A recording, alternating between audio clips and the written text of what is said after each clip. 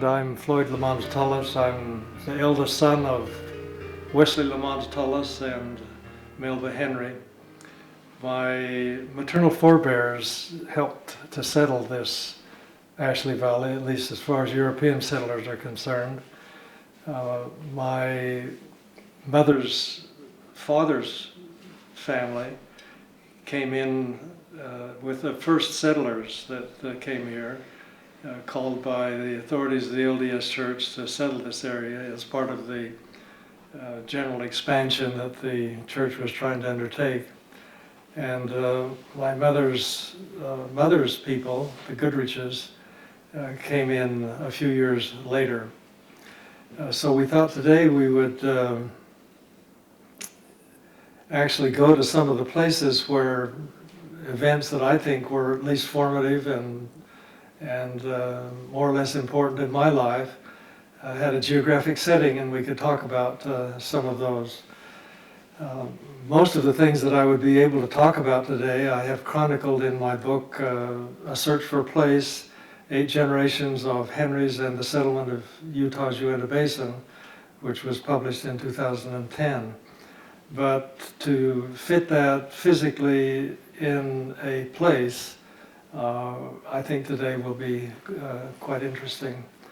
Now, just as a quick backdrop, or as a general overview, I think today we'll go to what we call the Brush Creek Ranch, where my parents thought they would be settling first. Then go to a place, Catter Corner from the current LDS Temple in Vernal, where my parents purchased a home, and then probably go to the Glines area, where my parents also built a home, and then we'll see how the day unfolds. As a general backdrop, let's say this. My parents were living in Salt Lake City on a little nondescript street called Logan Avenue, tracked many houses on each side of a very wide sidewalk, but no street down the middle for automobiles. And the Great Depression was still very much underway. My mother had a job as a stenographic secretary for Utah-Idaho Sugar Company, and my dad had a job with that same company as an electrician. And they were struggling along on about $20 a week. I remember my first memories of that area in Logan Avenue as being a little house with 3 rooms and a little bathroom. And if you wanted to have access to a vehicle for that house, then you would go up the back alley. Well, my parents, especially my dad, figured that that was not a life that he could be comfortable with. And even at that early age, I remember his telling my mom, look, we need to go get something started on our own, where we'll be our own bosses and we can do things that we love doing. My mother's people were here in Ashley Valley, and my grandfather, Henry, was very much an agrarian sort. And his father had homesteaded a piece of property on Brush Creek, which we'll go visit shortly. At about the time my parents were having this discussion in 1940, a piece of property came up for foreclosure out on Brush Creek, 240 acres with some grazing rights. And my grandfather Henry, he being there working properties that his family had homesteaded, alerted my parents to this. And of course my dad got really excited about this. This was like a search for a place. This would be his place. And so they came out, and the mortgage was held by a company in Denver, Colorado, and the default amount was $500. Somehow my parents put together $500 by a second mortgage of sorts, and they got this piece of property. It was a piece of property that had been owned by a family by the name of Bowen, B-O-W-E-N, or perhaps B-O-E-N, whose daughter Rebecca was still living on the property in one of 3 log houses, or cabins, better said, one-room cabins, on that property.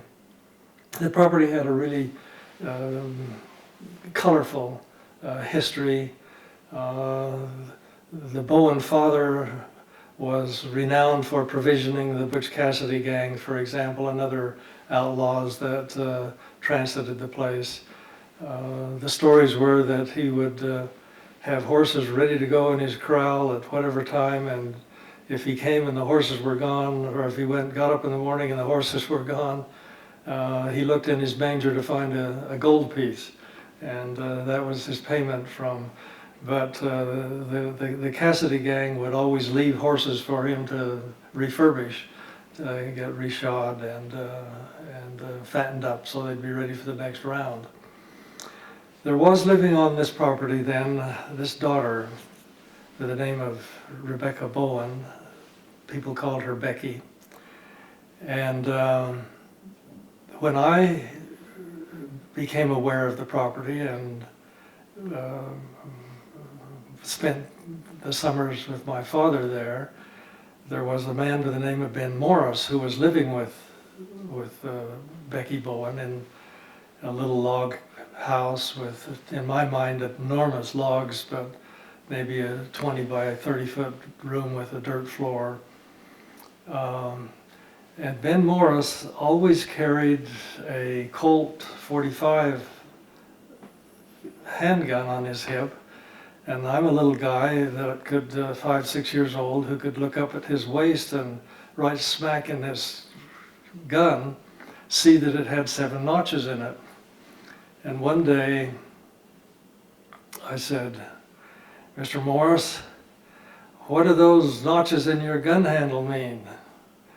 And he said, sorry for what I now need to tell you, I will quote him verbatim, "I put one of them in for every shitty little kids that asked me a stupid question." And that was the last question I ever asked Ben Morris. Ben Morris had come in from the Dinosaur National Monument area now, where he and his then wife Josie had built a cabin down not too far from the National Monument now. It's in a secluded little spot. It's got nice little springs and waters, fertile ground and whatever. Both of them were renowned for being cattle rustlers. Little diminutive Josie Morris, maybe 5'1" at 90 pounds.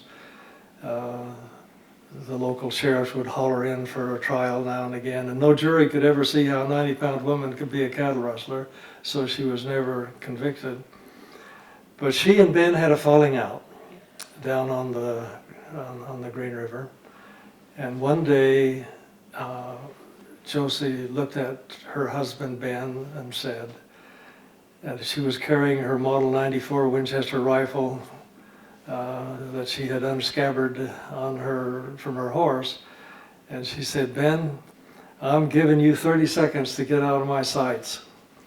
And Ben looked at her and said, "Josie, you got 10 of them back," and he was gone. And then that's when he beelined to the Brush Creek Ranch and took up residence there with Becky.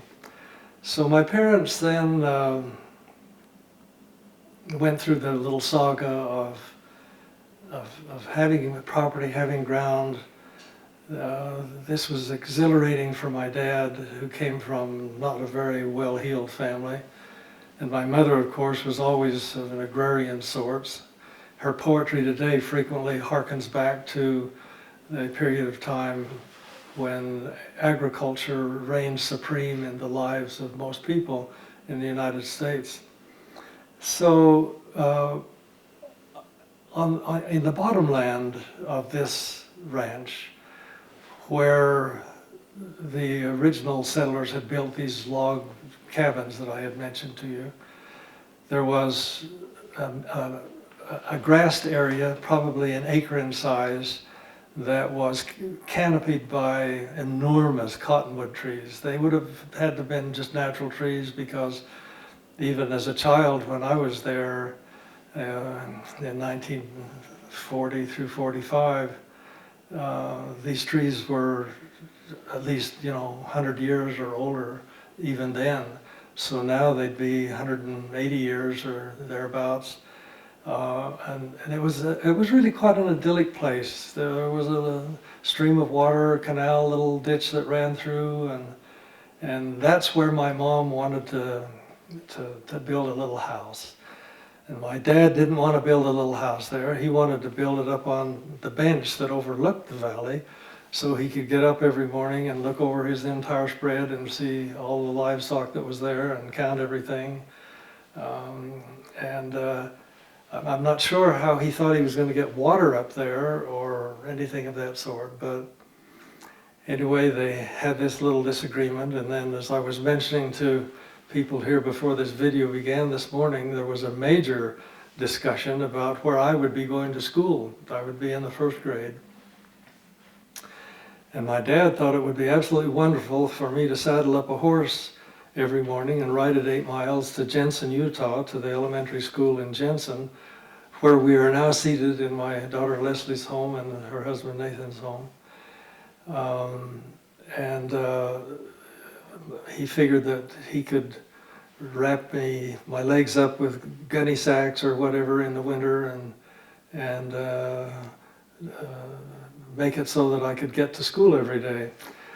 Well, to put it really quite mildly, my mother thought this was not a good idea. And so the fallout from this was that they bought a piece of property, a little house in Vernal, catty corner from the then tabernacle that my great-grandfather had helped to build, and is now the LDS temple. And there they had purchased for $2,500 a house from my mother's aunt, her father's sister. That was part of the old homestead that we'll go look at a little bit later in the day. And so there I spent my winters going to school, the central school in Vernal, and the summers I spent with my father at the ranch. I was telling my wife Eileen on the way in that I had 2 friends at the ranch. They were called Lum and Abner. They were virtual friends. They did not exist in reality, but they were something that I thought kept me company during the day, and I'd have conversations with them and whatever. And the most exciting thing was if someone ever came to visit at the ranch, and in particular if they had little children.